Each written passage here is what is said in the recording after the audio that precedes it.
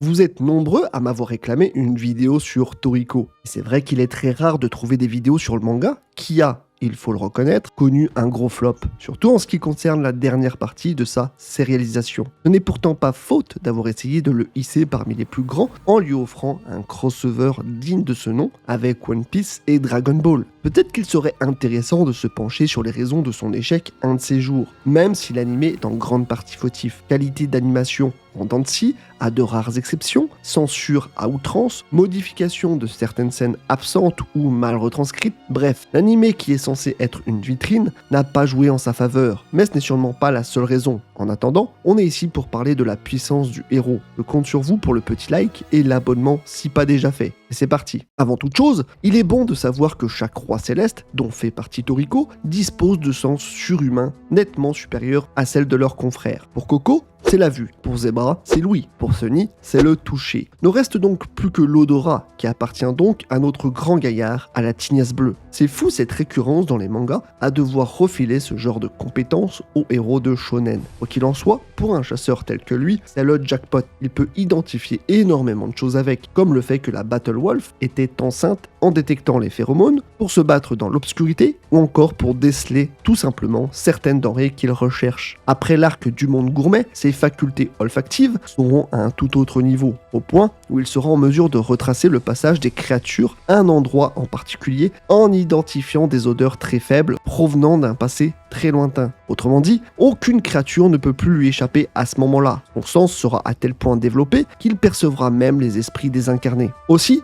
pour que certaines notions soient plus claires pour la suite, je vais vous parler rapidement de ces techniques. La première d'entre elles est la fourchette qui, comme son nom l'indique, consiste à former une fourche avec sa main pour percer ou transpercer ce que sa force lui permet. Il y recourt principalement contre les bêtes qui résistent très rarement à son empalement. Pour le couteau, eh bien c'est simple, elle sert à hacher ses adversaires ou à scinder n'importe quoi du moment que la puissance est de mise. Peu de choses résistent à ces deux attaques qui sont souvent indissociable. Ensuite, il y a l'emblématique clou de poing. Le principe de cette technique étant de démultiplier sa puissance à chaque nouveau coup porté en fonction de la puissance qui lui est attribuée. Elle prend la forme d'une rafale de coups plus ou moins destructeurs selon le nombre qu'il peut atteindre, à la manière d'un marteau frappant un clou finalement. Pour le reste, ce sont surtout des déclinaisons ou des combinaisons. Il maîtrise également l'assommement, une branche de technique qui se concentre sur la paralysie des individus en ciblant les points de pression et les nerfs. Toriko est assez habile pour n'avoir besoin que d'un seul doigt pour paralyser d'énormes créatures beaucoup plus grandes que lui. Bien entendu, s'il y a un domaine dans lequel notre gourmet hunter est doué, c'est dans l'usage de sa force pure. À cela s'ajoutent plusieurs démonstrations qu'il a pratiquées tout au long de la série. Pour commencer,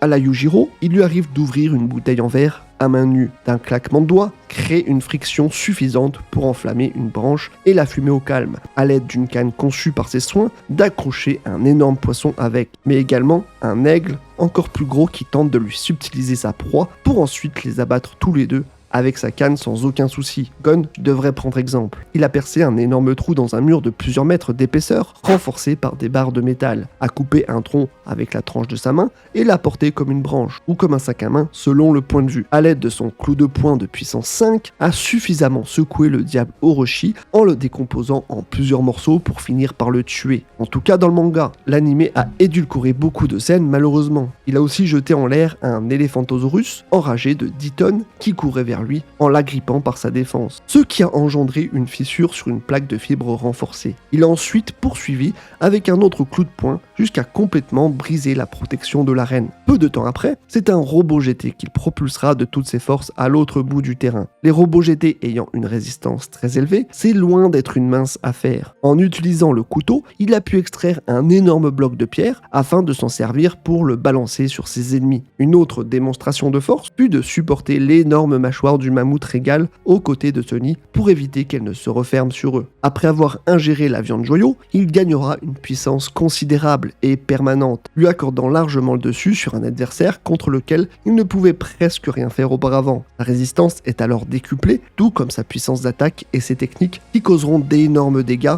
au robot GT qui n'aura plus la moindre chance à ce moment-là. Son combat contre Green Patch lui donnera l'occasion de faire évoluer ses techniques, dans lequel il apprendra à projeter ses fourchettes et ses couteaux, élargissant son style qui pourra dès lors lui octroyer une plus grande variété de mouvements. Alors que des canons n'ont pas pu endommager un énorme bloc de glace, il se trouve que Toriko a réussi à le briser en combinant ces 3 techniques phares. Bien qu'il ait été bombardé d'œufs explosifs de la part de Tommy Rod, Toriko l'a chargé de toutes ses forces, quand bien même il a perdu un bras dans le processus. Il a ainsi pu enclencher un clou de poing de puissance 13 au point de mettre à mal le manipulateur d'insectes. C'est suite à cela qu'il réalisera qu'il peut utiliser ses jambes en recourant à ces techniques pour multiplier ses attaques par 4. Ouais, on est sur le même niveau de réalisation que des coups qui découvrent ses jambes. Sa jambe fourchette a suffisamment de force pour pénétrer dans une île flottante et poursuivre sa route dans l'océan après avoir été dérivé par Ishiryu. Et sa jambe couteau est bien sûr du même niveau. Après avoir reçu un coup de pouce supplémentaire de l'herbe ozone, Toriko décidera de tester son pouvoir sur un énorme rocher de minerai de fer de plusieurs centaines de mètres de diamètre. Avec son clou de poing, il parviendra à soulever le rocher sur plusieurs mètres de hauteur avant de se briser. Après seulement un peu d'entraînement pour maîtriser l'honneur alimentaire, Toriko pourra involontairement traverser un bâtiment d'un simple geste balancé. Bien plus tard, dans l'arc des 4 bêtes, et en guise de test, Toriko frappera Gao qui est d'un niveau de capture de 127 avec un clou de poing de puissance 30 dans l'estomac. Celui-ci sera assez fort pour soulever la créature qui fait tout de même 1 million de tonnes. Rien que ça. Il lancera ensuite une jambe couteau sur lui, coupant une immense partie de la ville au passage. Durant son combat contre Star-Jun, une nouvelle évolution lui donnera la capacité de changer la direction de ses attaques après les avoir propulsées. Il note également que les flammes de Star-Jun doivent aller au-delà des 2800 degrés pour les faire fondre. En outre, il était susceptible de les projeter sous tous les angles. Durant l'arc gourmet, il délivrera carrément un clou de poing infini à l'aide du bras gauche de son Oni rouge, infligeant une série interminable de coups de poing à Shigematsu jusqu'à ce que son corps soit complètement déchiqueté. En combinant son attaque avec celle de Star-Jun, Toriko utilisera même son Jet Knife pour creuser une immense entaille dans la surface de la planète, forçant Guinness à esquiver leurs attaques. Enfin,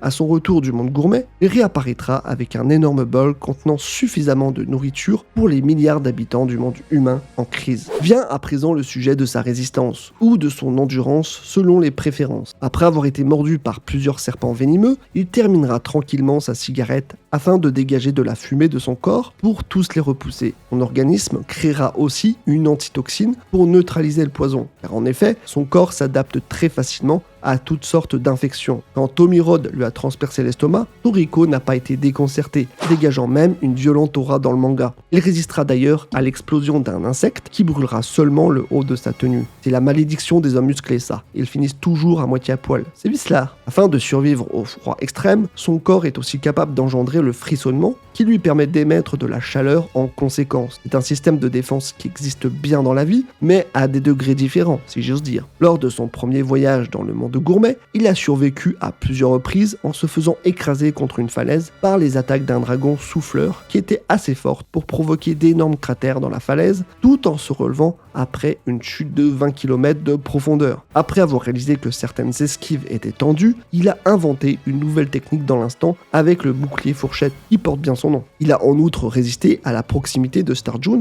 lorsque la chaleur de ce dernier a incinéré la tente à proximité et que les autres s'en sont éloignés. Par la suite, il n'aura besoin que d'1 heure de sommeil toutes les 2 semaines. J'aimerais vraiment faire de même, bordel. Bien qu'il se trouvait à proximité de Guinness, qui a déclenché un piétinement planétaire en mesure d'affecter plusieurs continents, Toriko a utilisé sa fourchette et son couteau pour s'ancrer dans le sol et seulement, oui, je dis seulement, être repoussé à des centaines de kilomètres au lieu de l'éjecter à l'autre bout du monde.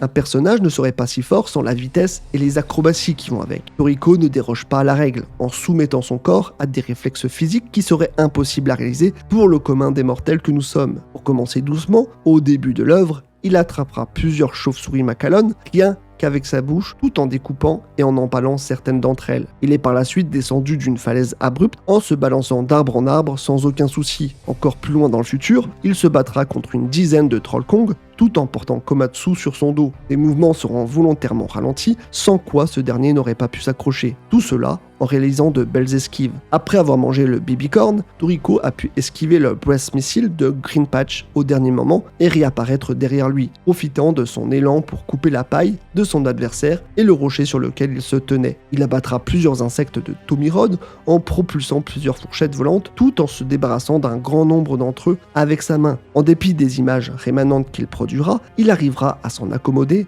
et à réagir en conséquence. Lorsqu'il sera propulsé par le choc du tigre Asura et du King Rentler qui s'affrontaient, il évitera de justesse d'être embroché par une plante portant d'énormes pics. Lors d'un rituel de cartes alimentaires contre Lifebearer, il attrapera une dizaine de balles de gland tirées sur lui à bout portant avec une main. Après sa formation sur l'honneur alimentaire, le couteau de Toriko coupera sans effort le bras du golem en plusieurs tranches, suite de quoi il le frappera avec un nombre incalculable de coups. Après avoir fait un petit voyage dans les airs pour son plus grand bonheur, il finira par imploser au terme d'une série consécutive de 30 coups de poing. Toriko précise qu'il pourrait en faire davantage. Comme dans la plupart des mangas, il existe une notion qui est celle de l'aura, qui ici est personnifiée au travers des démons, ou Oni, les 4 rois célestes. Toriko s'en sert pour intimider ou soumettre ses adversaires. Ils peuvent engendrer la paralysie, la peur, des illusions, et même parfois la mort. Avec, il intimidera par exemple toute une meute de Troll Kong grâce à son aura et son démon gourmet, y compris le chef de la meute qui deviendra aussi docile qu'un petit chien. Avec un simple regard, il fera fuir un baron tigre. Lorsqu'il utilisera son intimidation pour faire fuir les animaux de l'île,